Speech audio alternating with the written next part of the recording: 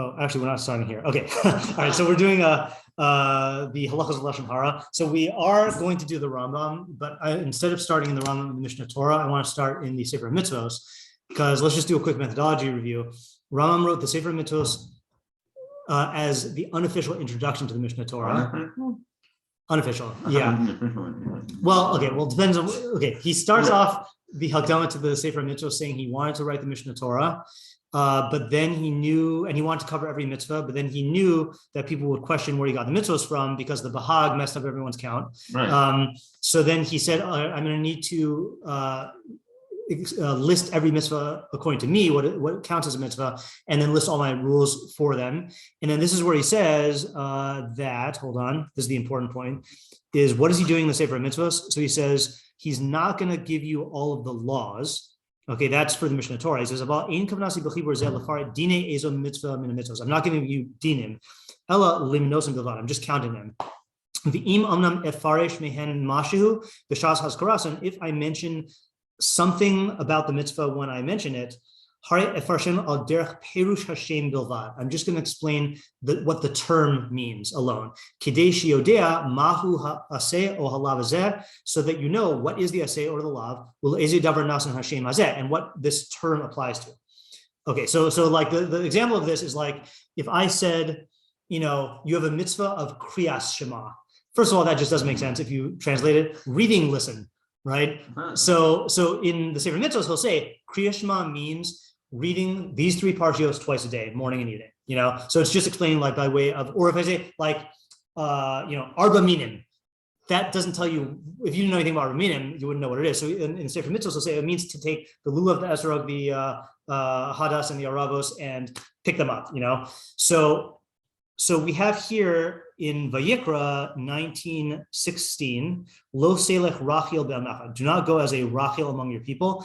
And that's already a difficult term. What's your, okay, they say tail bearer. You have a go-to translation for rachil? I don't know. Okay. I hadn't known it refers to. Yeah. Well, this is kind of what we have to re-examine here. Let's say if they say what I say Gossipmonger. They say slander, talebearer, informer. Okay, we're going to see that there's a lot of like subtle differences between these terms.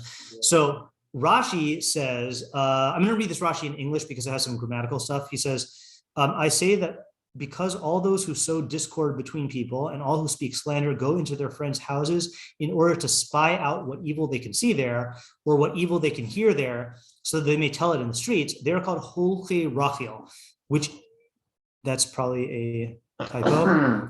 Hold on, gotta do my citizen's responsibility here. Oops, sorry. Yeah, no, this is my name, and this is my email. And this is right. Is this okay? I think so, right? Which is the same as holche rachil, people who go about spying. And then he says espimont. I don't know how to say it in French, in Old French, but you see from the word spying as a proof of my statement. Sorry, yeah, I don't know what. Oh, a proof of it's OF, Old French, period. A proof of my statement is the fact that we do not find anywhere the term ragil used in scripture except in connection with the expression to go. Examples are the phrase here, lo selech rachil. They are all walking as spies, they are brass and iron. But as for any other expressions for slander, the verb holech is not used with them. Examples are, whoso privily slandereth his neighbor, false tongue, the tongue that speaketh proud things. Okay, here's what I wanted to get to. For this reason, I say that this expression holech rachil means going about umeragel and spying out, meaning rachil is ragil, because the chaf may interchange with the gimel, since all the letters in the pronunciation of which are the same place in the organs of speech may interchange with each other. For example, beis with pei, gimel with kaf or with kuf, nun with zayin, and lamed with tzadi. And we have in a similar sense, he spied against thy servant, which implies he spied me out subtly in order to speak evil about me to the Lord. Okay, well, this is a long Rashi. Similar is lo ragal al lashon, which means he has not spied out in order to have evil on his tongue. Similarly, the rochel, okay, now rochel literally means a trader. That's why gossipmonger means like a merchant. I always ask people when we do the monger thing, what other terms in English do you associate with monger? I have three examples. Warmonger. There's a fishmonger. I don't know why that got the thing. And then a fearmonger. No, okay, no. Yeah, right. I can't think of any other terms where the term mongers used, but these are all people who like, I don't know, trade things. I'm not sure. Similarly, the rochel, the trader, is one who goes around and searches for or spies out all kinds of merchandise. And so also the seller of perfumes, which women use to make themselves nice, because he constantly goes about in the villages. He's called rochel, which has the same meaning as rogel. And its translation in the Targum, this is a weird one, lo techul kurtzin, which means don't eat kurtzin, literally. And he'll explain what that means. It has the same meaning as they slander the Jews. As he slandered him, achel be kurza be malka. It seems that people had the custom to eat a little snack in the house of him who listened to their slanderous words, and this served as the final confirmation that his slanderous statements were well-founded and that he would maintain the truth of them. This snack was called achilas kurtzin, the word kurza being connected in meaning with the word carrots, which means like to hint or to wink with the eyes. For it is in the manner of all who go about slandering to wink with their eyes and to suggest their slanderous statements by innuendos in order that others who happen to hear them should not understand them. Whew, that was a long Rashi. No. Yeah. So what do we get from the Rashi? We get we get that Rachel and Ragel are the same. So Ragel, to spy out or to bring reports, are like the same thing. And then there's this. He's explaining the targum of eating kurtzin, which means like the snack. I asked a class of girls once, is there any like English phrase nowadays in slang that is equivalent to that? And they said like using the phrase like the tea, like spilling the tea, on something, which is like implies like a certain, and so I don't know where that phrase comes from, but like, spilling the beans, right? Yeah. So I don't know where these food things come from. Okay, but let's see what so that's the just. The same thing that I think. Yeah. I guess it's just a weird. It is a weird thing. I mean, I guess it is a convenient place to trade gossip, but okay. So now let's look at the Sefer HaMitzvos and then the Rambam's definition. Okay, so Sefer HaMitzvos, the Rambam says very little. He says, "Has harshus harna al rechilus." This is the prohibition we have against gossip mongering. Do not go as a gossip monger among your people. Amru, the Chazal say, I think this is in Sifrei, Lo teherach devarim lezeh v'kasha lezeh. Do not be soft in words with this one and harsh with this one. That's weird, right? Like that sounds like it is a certain type of like two-facedness or like inconsistency. I mean, I don't even know how this ties into the halachos. Okay, but that's one statement of Chazal. Davar acher, another interpretation, lo tehe kerochel, don't be like a merchant, matin devarim b'holech, who takes statements or bears statements or claims statements and goes. Uvichlal lav zeh hazhara al hotzah shemra, and included in this is the prohibition against slander. So that's all he says, and it's very vague, right? So being soft with this guy with words and hard with that guy, whatever that means, being like a merchant who takes things and goes, takes statements and goes, and then included in that is slander. Okay, but now if you compare it to the Rambam in the Mishnah Torah, in comparison, it's clear, but it's still not super clear. He says, "Hamaraga b'chavera over Lo Taaseh." So I translated this as one who informs on his fellow, from spies. Because if you say one who spies on his friend, to me that just means like you're like looking through binoculars or something. But like reports on your friend or informs on your friend. Actually, I'd say reports on his friend. Reports on his friend. I think that like implies like you're bringing back reports. Over Lo Taaseh. Shnemar lo seich rachi b'macha.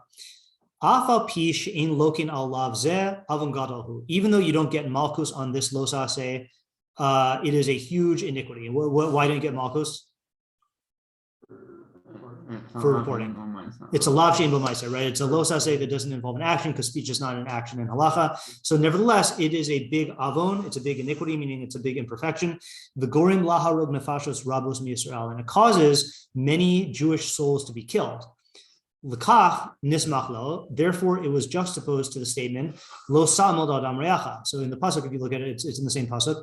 Lo selech rachil b'macha, don't go as a gossip monger among your people. Lo samod adam reacha, don't stand over the blood of your fellow ani Hashem. And what is the lo samod adam reacha prohibiting? Like what's that iser?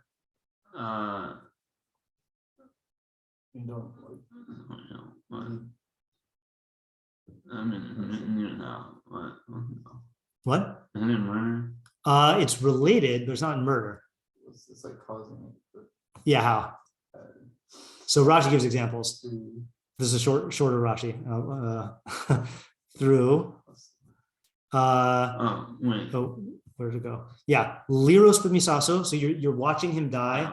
V'ata yachol hatzil, and you can save him. Kagon toveh b'nahar, like he's drowning in a river. V'chaya o listin b'ainalav, where you see that he's being attacked by an animal or bandits. And obviously, like this is a case where you know how to swim or you know how to like fight off bandits, right? So it's a lot passively letting someone die, right? Like not intervening.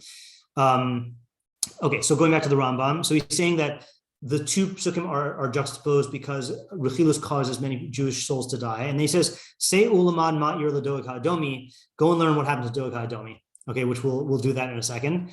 Okay, but the question here, and we'll see, okay, doeg ha'adomi, spoiler alert, many people died, to bring them this information. Many people died as a result of doeg's rechilus. But the Rambam is implying that there is some sort of intrinsic connection between rechilus and death, because he says the pasuk associates it, and that was like long before Doeg did this thing.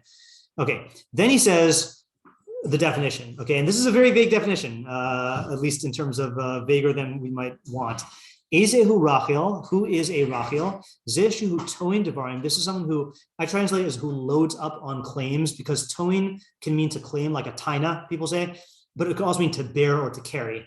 So I don't know exactly how best to translate it here. So I'm kind of like hedging my bets. Someone who loads up on statements or claims, the holich mizelazeh, and he goes from this person to this person, and he says, kach v'kach amar ploni, kach v'kach shamati al ploni.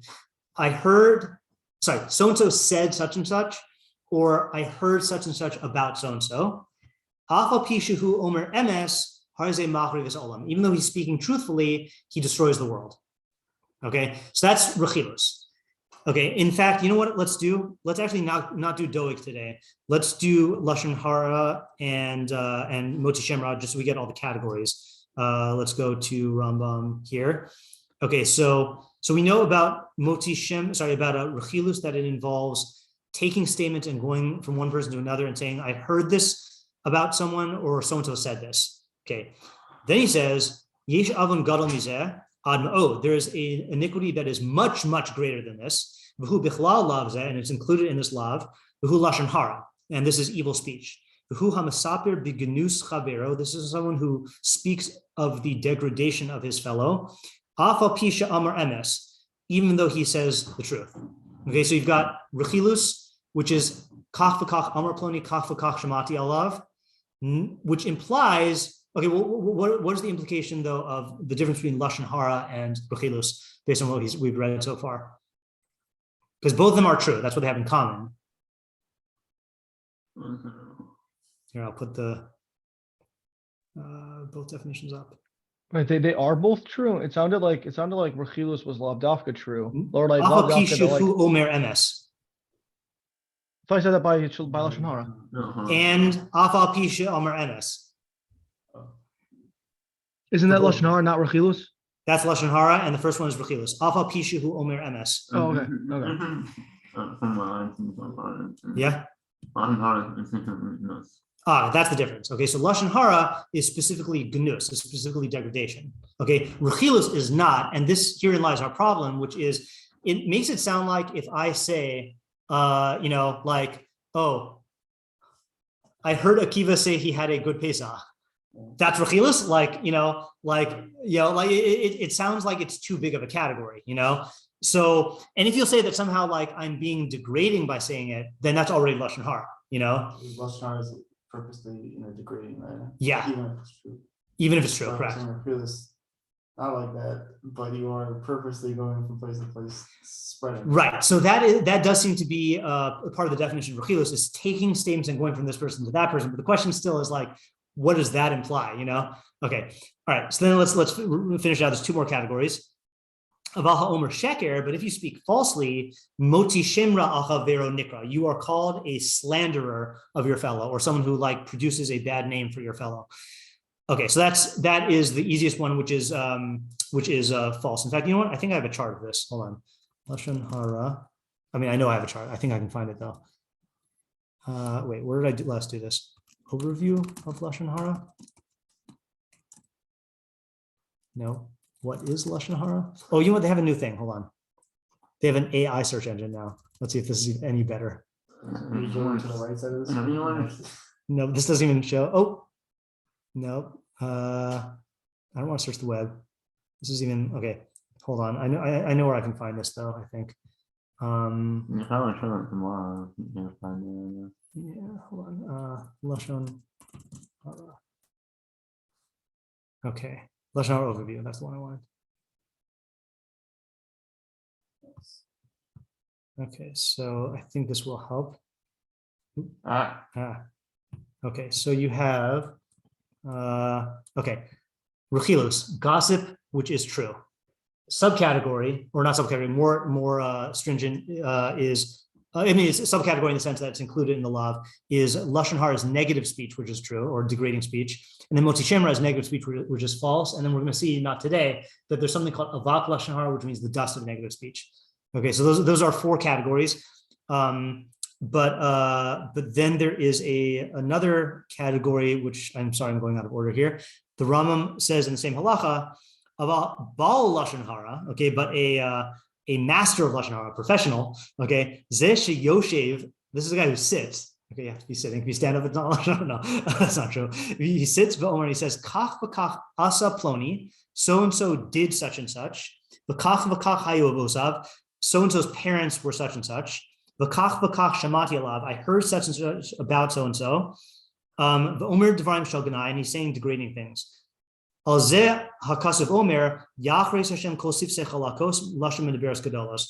May Hashem cut off all smooth lips, a tongue that speaks haughty things. Okay, and if you're wondering what that means, then come to mini-shiur tonight, because we're doing this whole parak in Tehillim tonight. We matter, okay? This is the lashon hara parak.